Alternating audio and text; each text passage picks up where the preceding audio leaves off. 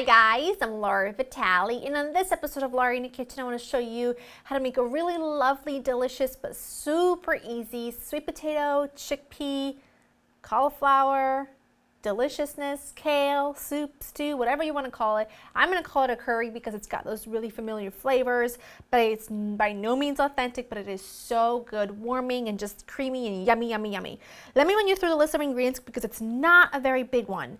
You need some tomatoes. I'm using plum tomatoes that I've just quartered, a roughly chopped onion. What I have here is some ginger paste. You could just use regular fresh ginger and chop it, peel it and chop it. I just always have that on hand.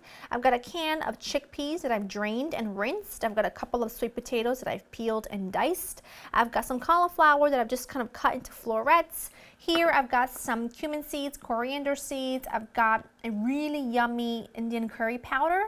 I've got some paprika, some vegetable stock. It's just hot water with some veggie bouillon, and I've got some whole coconut milk, a little bit of olive oil, and some salt. And you'll also need some cilantro for the very top, and if you want to, add a little bit of kale to this as well at the end, or spinach, or an escarole, or any kind of green.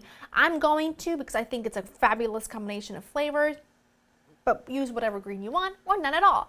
It's so good, and I think you're gonna really love it. So I've got my big Dutch oven here with some light olive oil. You can add vegetable oil here if you want to, but just a really plain flavorless oil will do. Now, if you were not using the ginger, like the grated ginger that I use, the ginger paste, because you can buy it in a tube, and you were using just regular fresh ginger that you peeled and diced, you're gonna add it to this point to the pot with the tomatoes, with the onions, with the garlic. I'm not gonna add it right now because mine's already pretty, I don't want it to burn basically. But I'm gonna add the tomatoes and the onion and the garlic, and I'm just going to cook these until they develop some color, the tomatoes kind of soften a little bit, and then I will show you what it looks like when it gets there. This is probably gonna take 5 to 6 minutes. I'm gonna add just a pinch of salt, and I'm gonna let it go. That looks great. Now, at the very last minute, I'm gonna add my ginger paste and kind of work that into the heat. Now, you could, if you wanted to skip this whole step, you could just really finely chop your onions and you could use a can of tomato sauce, but I think that that's a little bit too watery, tomatoey, if that makes any sense. I want more of a paste, so that's why I like to use fresh tomatoes and then go ahead and now that smells so fragrant of ginger. Now you're gonna put all of that into a food processor or a blender, or you could do this with even an immersion blender really, and you're going to just puree it until it's nice and smooth. In the meantime, I'm not going to wash my pot out or anything because I want to just sizzle my whole spices, and then I want to pour this paste back in here to really get fragrant and delicious. It seems like it's an extra step. You know me, I don't like doing anything extra if I don't have to, so when I tell you it really makes a difference, you just gotta believe me. So before I turn this on, I just want to get to the next step with you because it's going to get loud. Add a little bit more of your oil, just to the same pot, and it doesn't have to be really high heat because you don't want to burn your whole spices.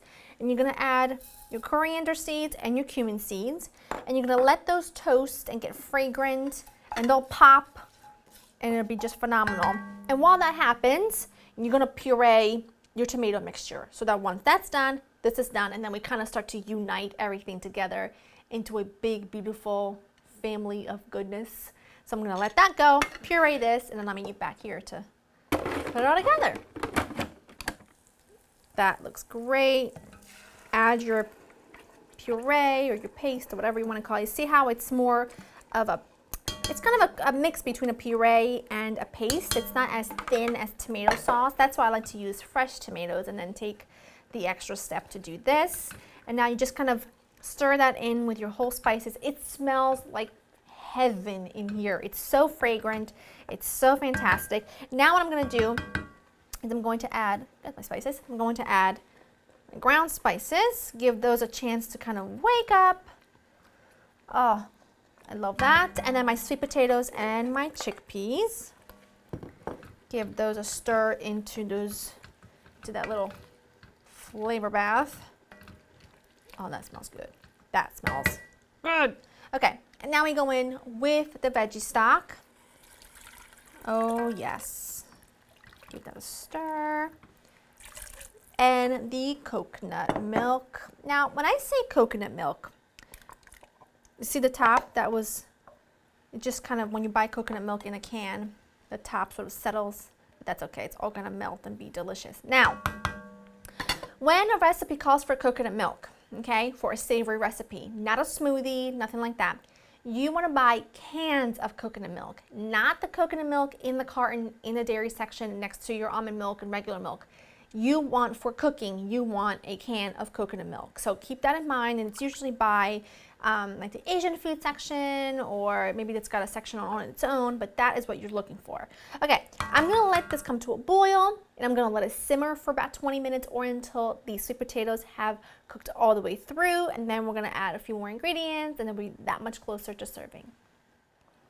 This looks magnificent. The potatoes are just about to be fully cooked through. They're a little bit tender, but they need about 10 more minutes, which is the perfect time to add the cauliflower. So because I didn't want to add the cauliflower in the very beginning, because otherwise it become cauliflower mash, and that's not what we want. So this just needs about 10 more minutes in this gorgeous broth, which, by the way, I've taste tested it, and it is amazing.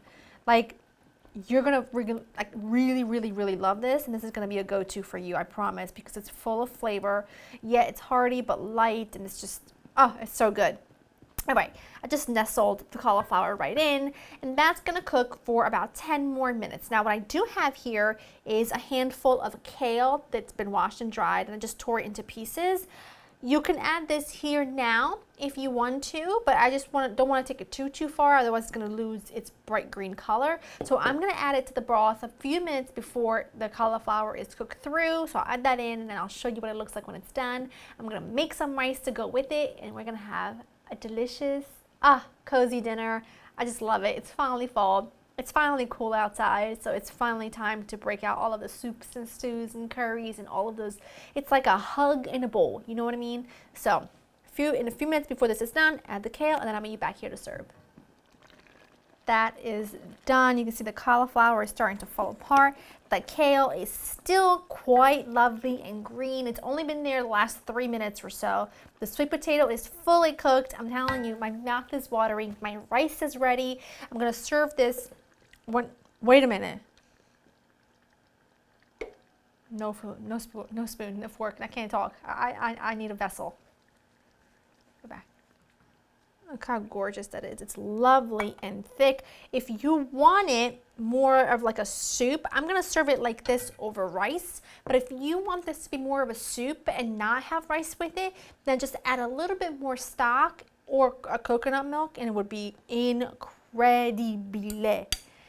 I am a sucker for this like saucy goodness right here. You see that? I want a little piece of kale as well. It's gonna be really hot though, so you're gonna have to give me a minute. I'm excited. It's a big piece. I've been tasting the soup the entire time it's been cooking, since it came to a boil, really.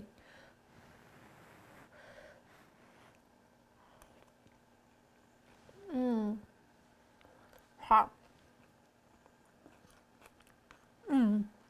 That's what dreams are made of. It's creamy, it's delicious, perfectly seasoned, perfectly spiced. I'm telling you, this will be a go-to meal for you because it's that good. It's really easy, really versatile. You can use different beans if you want to, different veg if you want to. I just happen to think that this combo is dynamite, but you're the boss, applesauce, so do things however you want.